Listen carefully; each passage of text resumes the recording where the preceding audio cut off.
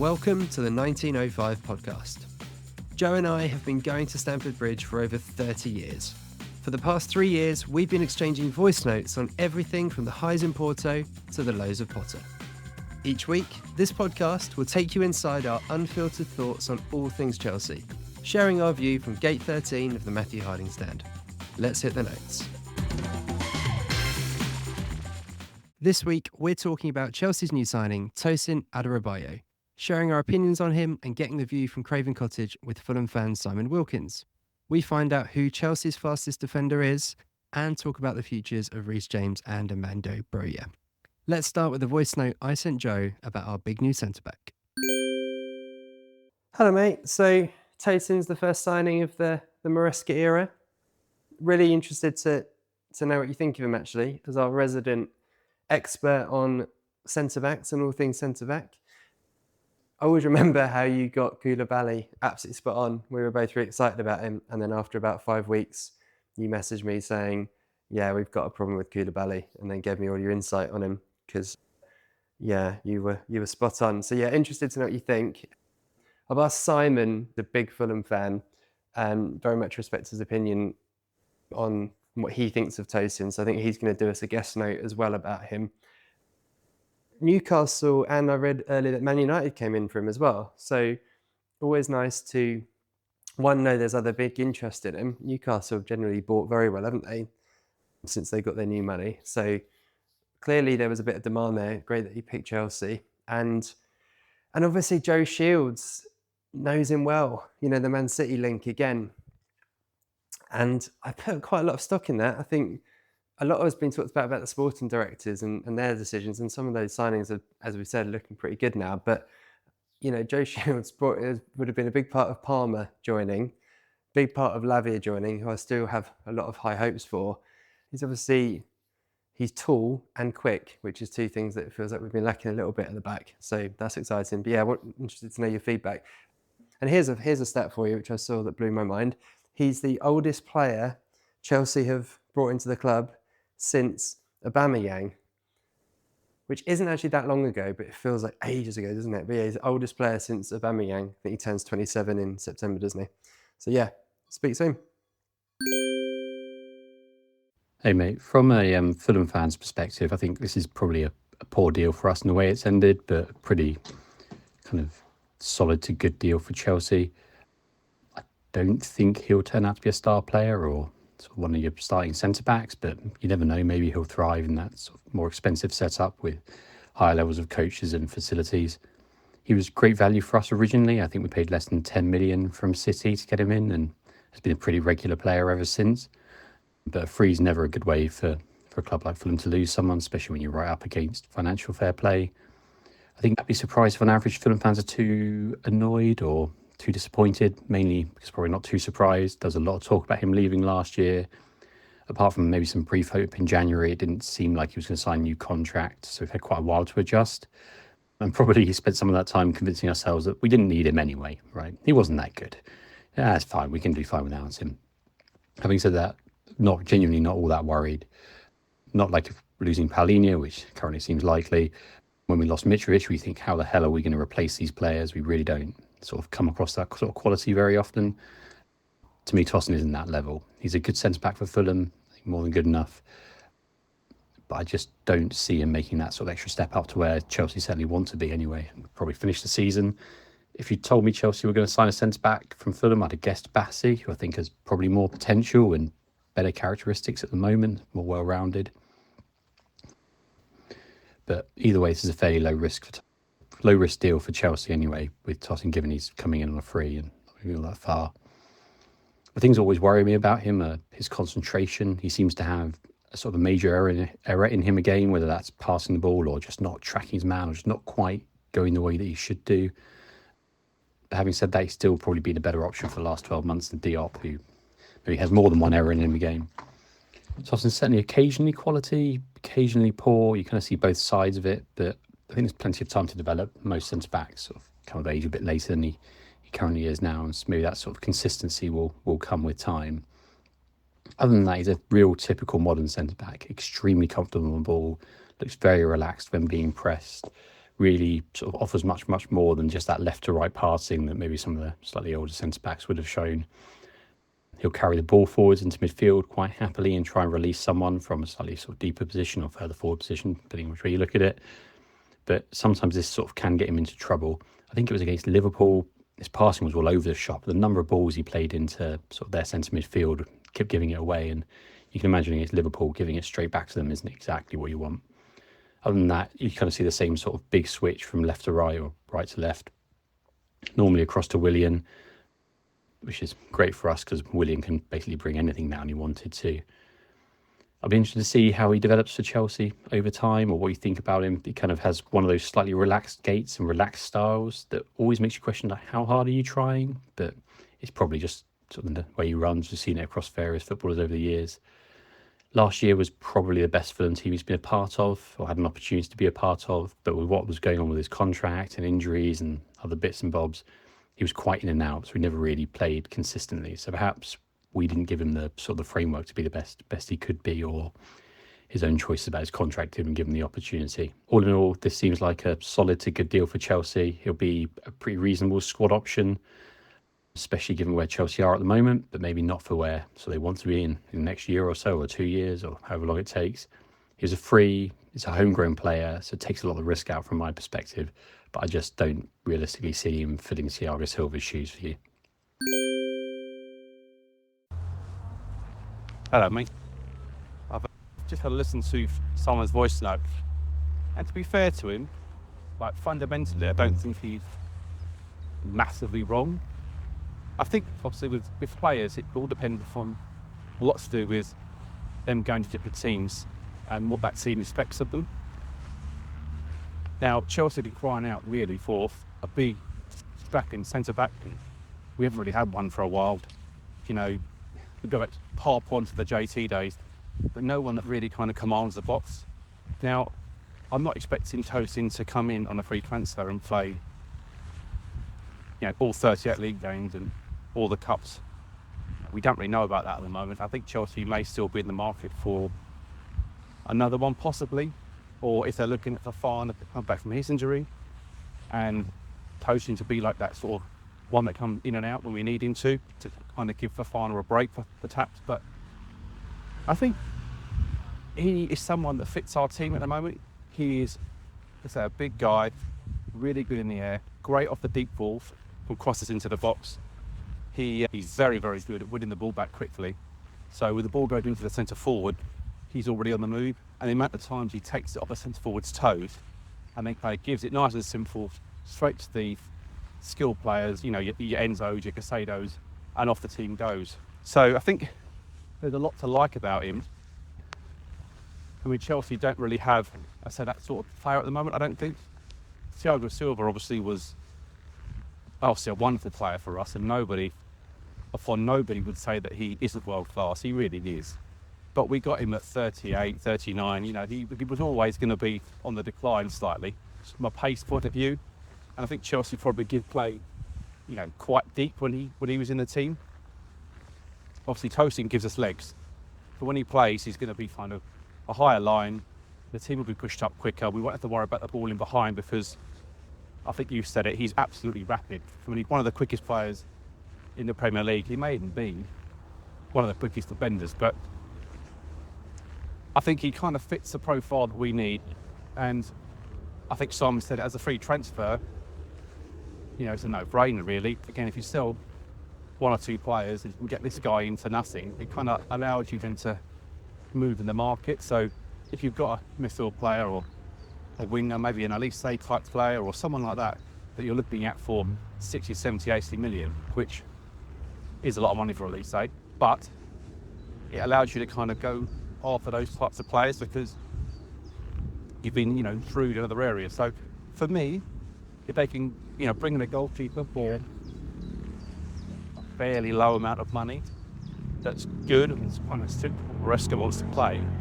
I just think Tosin is going to be, you know, a good addition to the team. And again, I'm not going to comment on some errors that you might have had, because with all due respect, you know, Chelsea are a far better football team, and you know, Fulham have done well. Well, they play in a completely different way to what Chelsea do. And I think we just need to see him in a blue shirt. Let's, give him a fresh start. Like you said, he's 26. He's got all the experience in the world for a man that's kind of, as in he hasn't come in from the Bundesliga or somewhere where he's unproven. All these games have been against the higher end Premier League team. So it's a good start for us. I think it's a cheap start. It gets us rolling, and the sporting directors have already done a bit of business when some of the other teams are dragging their heels. So I think all in all, pretty positive about him actually. Hey, it's Chris here with a really quick message. Check us out on Instagram at 1905podcast. You'll find video clips, photos, and much more about everything we discuss on the show. Plus, it's a great way to get in touch to tell us your thoughts, share your feedback, or just say hi. Follow us on Instagram at 1905podcast. And now, back to the show.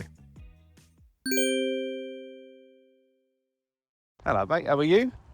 Are you enjoying the sunshine, cooped up in your office? Hopefully you can get down the pub garden, mate, later on, because I'm out in my office, which is the glorious sunshine, and it's absolutely fantastic. The last few days have been really, really nice. But just something I want to discuss with you. It was more a case of picking up on a point you made about Reece last week, which was everybody seems to have this sort of backwards mentality when it comes to him. He's by far and away the best player, not just at the club, he's one of the best players in the world. A fit Reece James walks into any team in the world. If Real Madrid knew he was up for sale tomorrow, there'd be a bid on the door and he'd be signed, sealed and delivered literally by tomorrow. If we said he was up for sale, that'd be done. And he'd probably, he'd swim there himself, do you know what I mean? But this notion that we're going to suddenly take 15 million quid. Yes, he's had a few injuries. I know that. That is what is holding him back. That is why people do get a bit frustrated with him. But you don't just get a bit, annoyed with someone and then the moment an offer comes along, just get rid of him. It just doesn't work like that. You have to give people a chance to come back. He is an absolute beast. The fact that Kyle Walker came out the other day and said that Reece James is not just the best right back, but he's the best in England. He's the best right back in the world. I mean, you don't say things like that if you don't believe it. I mean, he is an absolute beast. I mean, Trent Alexander-Arnold gets a lot of love and, it's usually from Liverpool fans and usually from Liverpool pundits, which is, as we know, there's more of them on the TV than anyone else. And the fact is, Reece James is such a better player than Trent. He can do everything. Trent's got some wonderful skills. He scores some really good goals. He's a really good set-piece taker. He can't defend for toffee. He literally cannot defend to save his life. And I'm just getting really frustrated with this kind of sort of view that Reece is surplus to requirements and, the moment he comes back, everyone goes, oh, I always thought he was a good player. No, you didn't. I must have had 20 or 30 people come up to me. Some were Chelsea fans, some weren't. A lot of them were Chelsea fans, actually, all saying to me, oh, would you get rid of Reece? No, not in a month of Sundays would I get rid of Reece. And you can't, who are you going to replace him with? Yes, we've got Malo Gusto, and he's a really good player. He's not Reece James. He's not just a backup either, Malo. I could actually see him playing left back, a bit what Aspilicueta did a few years ago for us. I could see that happening. Maybe not straight away, but I could certainly see him coming in off the left-hand side and playing both roles when Reece needs a rest. But I'm just getting really frustrated with this feeling that, after an injury, and you mentioned it, he's had 2 in the last 2 seasons, but also in that time when Chilwell and Reece were fit and playing well, I'm not sure, were we top of the league? Or we played Newcastle away, we won 3-0, Reece got an absolute banger of a goal, everything was great, and then he got immediately injured after that, and Chilwell got injured against Juventus in the Champions League that year, and the season just fell apart. And then last season, Chilwell got injured again straight away, pretty much, he barely played. Reece was never fit the whole season, only a few games here and there. and even though I didn't think he was fully fit, and our season fell apart again. Gusto filled the gaps, and he's filled the gaps pretty well in my opinion, but he's not Reece James. I go back to it. You don't get rid of a world-class midfield player, a world-class centre forward, just because they've had an injury. It's the same for Reece. We just need to give this boy a bit of time, let him get his mind right. He needs to sort out his disciplinary record, because that is, not becoming anymore. You can't go around tripping people up and pushing people over. You've got to be a lot more subtle, because VAR will just send you off, as we know, for the absolute nothing nowadays. If you trip someone up off the ball, you're pretty much guaranteed a red card. And even though I didn't think he should have got sent off against Brighton, it gives the referee, it gives VAR a decision to make. So that is something he needs to curb that and kind of actually get back to the point of playing, and not just, getting embroiled in all these silly little, spats on the field, because he's so much better than that. You don't need to do it. And he will, and, the management won't settle for it. His own teammates won't settle for it. You can't be the captain of Chelsea and keep getting yourself sent off and having 3 match suspensions. It's laughable. So, with that aside, I just want to sort of, as a bit of a passion thing really, that fans just need to be aware that what you've got in front of you is, they don't come around very often. And this boy is absolutely sensational. He loves the club. He gives everything for the club. He's now our captain. Hopefully it stays that way. And he's a player we can all get behind, we can all relate to. So, yeah, I'm not having this Reece James being sold for 15 million quid nonsense. So, yeah, just my little rant on him, mate. Have a good day, and I will speak to you soon.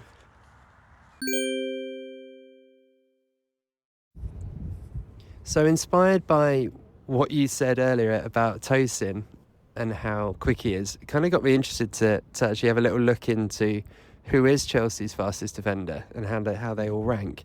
So you can I did a bit of research looking around at all the different sites that track these, and kind of put a sheet together, because I'm that sad, with like the 1 to 11 of our defenders and how they rank. And it is really interesting actually. So they basically can kind of be classified into 3 areas. So you got the slow guys at the bottom, and this is interesting. So there's 3 that it's all done in like kilometers per hour, like top speed that they've been clocked at.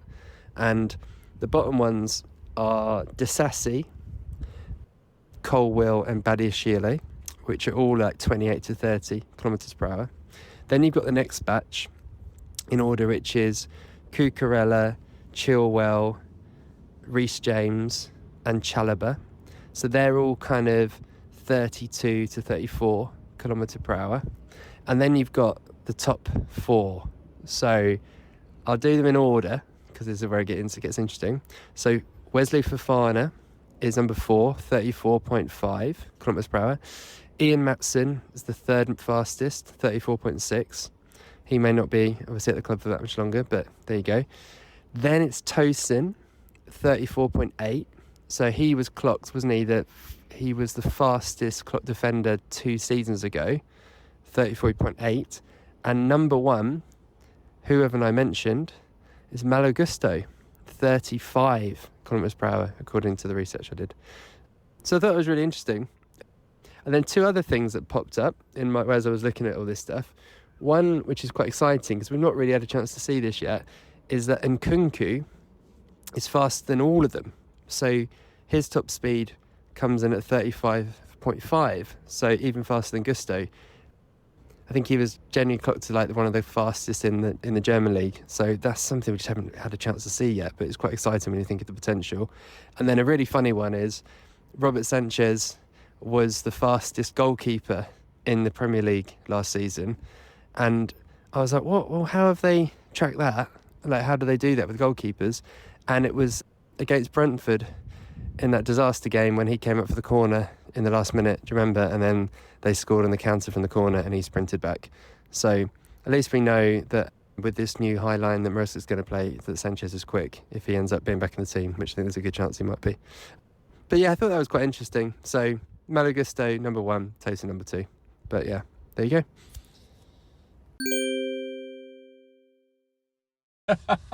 I had to laugh at that, mate. I'm sorry. Hopefully Sanchez can run really fast back to Brighton with his old mate Tony Bloom, because I don't want him anywhere near the first team. and that's my personal preference, and I'm sticking to it. Cheers, mate.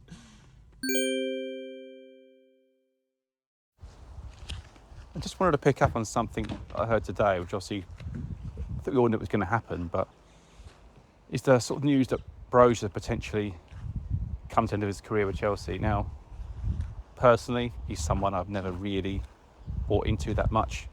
I'm not saying he's not a good player, but I don't think he's the prolific goal scorer that's going to send us to the top of the table, do you? I mean, when you think about Callum Hudson-Odoi, we didn't take that offer for 70 odd million from Bayern Munich all those years ago. How much sort of we're ruining that now? We took 5 million for him last year.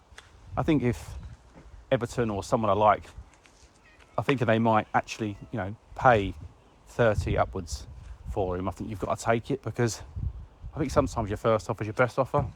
If he sits around on the, on the bench for the next season, or has another loan that doesn't work out like he did at Fulham, what are you going to get for him? Peanuts, I think. So, in my opinion, that's possibly, you just take what you can, even if it's 20 million or 25 million. So you can take it and get him out the door now.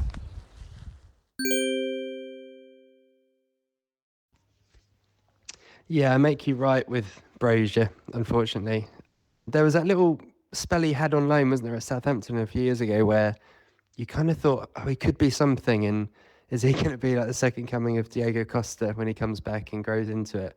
But he just hasn't really kicked on, has he? And I think also he's another victim of injury, really. Like you mentioned, Callum, that year when Hudson-Odoi was really breaking through under Sarri and it was really exciting, not around the time of the Bayern Munich stuff, is when he got that really bad ankle injury. And I didn't ever feel like he ever got back to that level in terms of his pace. He obviously did well at Forest last year, but he lost that real dynamism. And I think with Broja, again, bad injuries at the wrong time. Just last season when he was getting a bit of game time and that position was there for him to get a good run of games, really, because we didn't have much in the way of strikers. Again, he got the injury, season was done. This year started, little niggles, came on, looked okay, didn't he, when he got that lucky goal at Fulham, but got an injury, didn't play. And then he's gone on loan to Fulham, and that sort of felt like make it or break it. And he just hasn't played. So I think you're right. I think we can get 30 plus million for him. You've kind of got to take it at this point. And if it means that we don't then have to sell, someone like Conor Gallagher, then you've got to do business in the right areas. So yeah, make you right.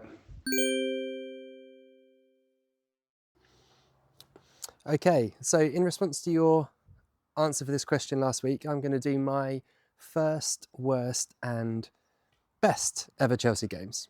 I always feel like you're doing your versions of these voice notes in a beautiful golf course, and I'm literally walking up and down the garden to escape the kids, but it is what it is. So my first ever Chelsea game was September 93, Chelsea v Liverpool. I would have been 10 years old, sat in the East lower with my dad, and we had a pretty average team that season.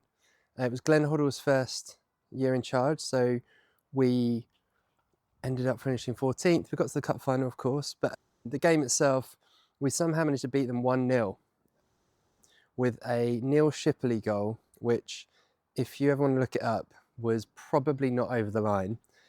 Bruce Grobbelaar somehow managed to juggle it on the ball on the goal line, and I'm still not convinced it ever went in. But yeah, it was a really, that was the first season I started going, and I kind of got the bug, and was quite lucky enough to go to quite a few games that season.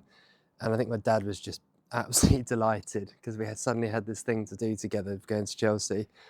And funny enough, before the 2010 FA Cup final at Wembley against Portsmouth, we were in a hotel near the ground having a beer before the game, and I met Neil Shipley. He's a lot bigger now than he was when he was playing, so he was a big guy, but he was there. I think he's a Chelsea fan. Sorry, a bit of a noise going past. And he was really lovely. I had to go up to him and basically say, you were the reason we won my first ever Chelsea game, and started a love affair for Chelsea in many ways. And he was really lovely, actually, really lovely guy. I think he enjoyed kind of reminiscing back to the story and stuff, and was very sort of effacing a really good character. My worst ever Chelsea game. So, in all honesty, the first thing that comes to mind is the Barcelona game, Iniesta, but you did that last week. Carl, who I lived with at the time, has always told me I got very drunk after that game. I went to it and I came back and had tears in my eyes. So I may have cried, but I don't remember because I was incredibly drunk. But the game I'm going to pick, because you did that one, is actually a lot more recent, and it's the FA Cup final against Leicester.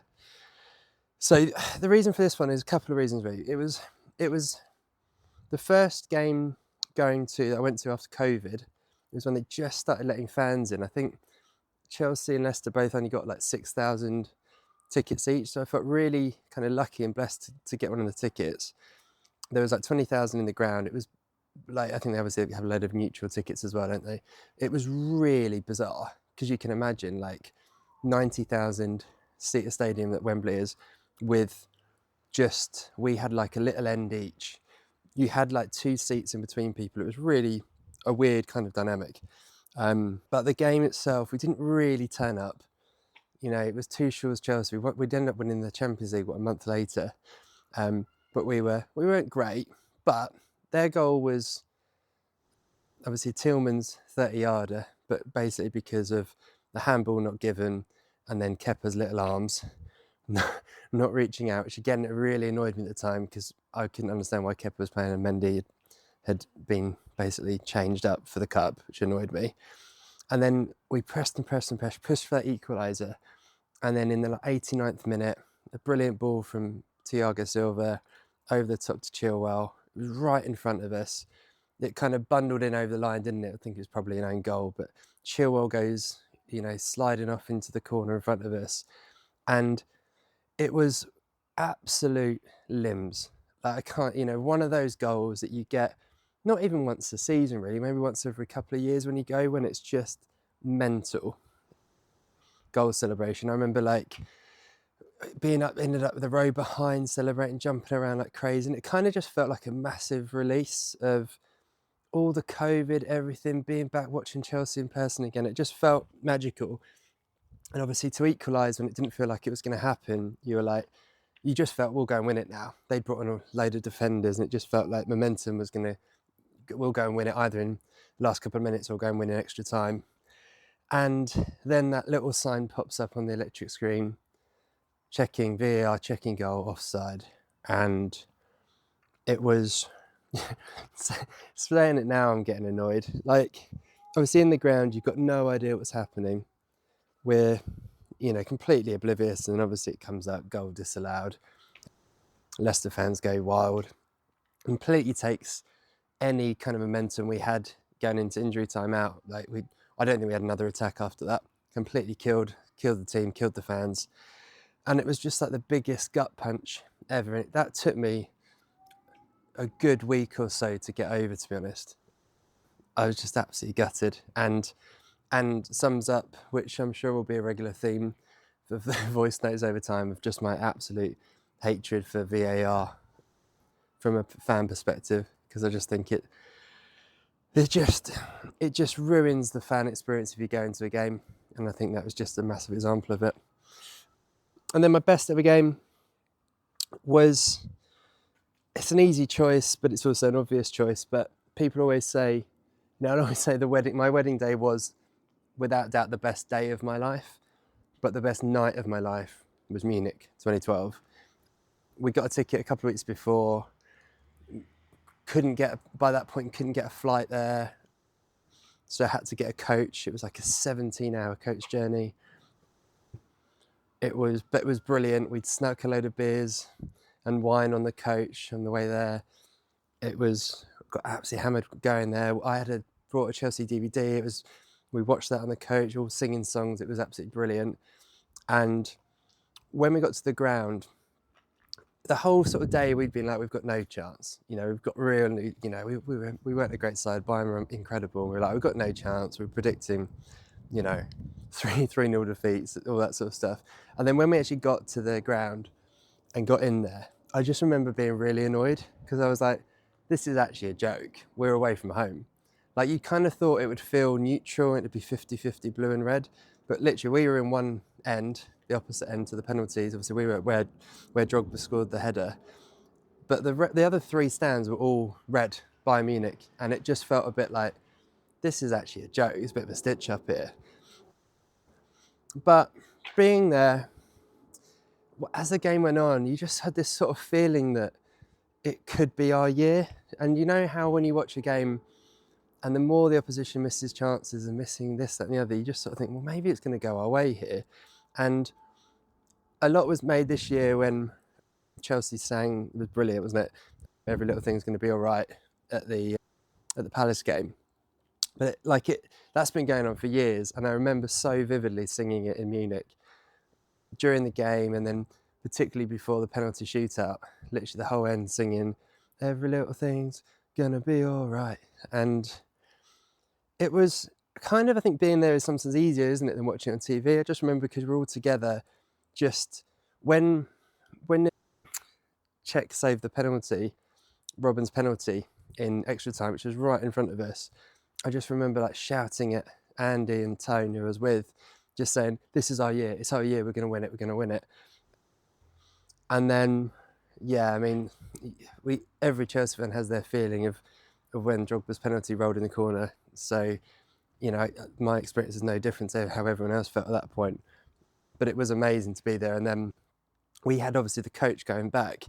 And I just remember we stayed in the ground for ages, you know, one step beyond all the good stuff. And then literally thinking, right, we've got to go back to the coach. And it was quite a way, like the other end of the car park, and literally running after the game to try and get to our coach.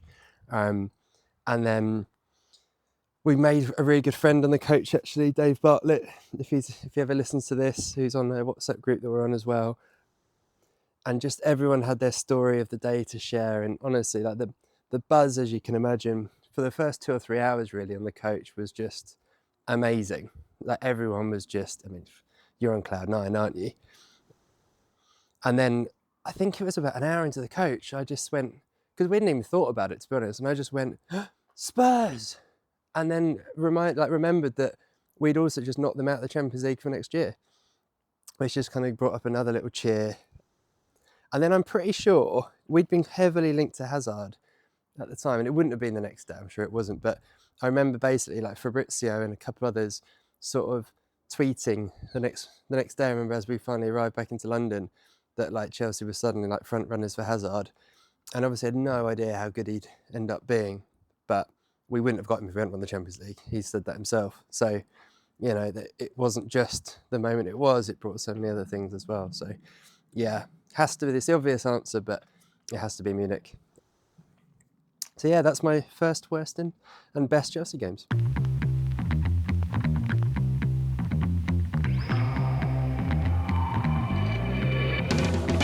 Those were the Chelsea notes for this week. If you enjoyed the podcast, do us a favour and share it with a fellow Blue. And we'd love to hear your thoughts, so leave us a review wherever you're listening.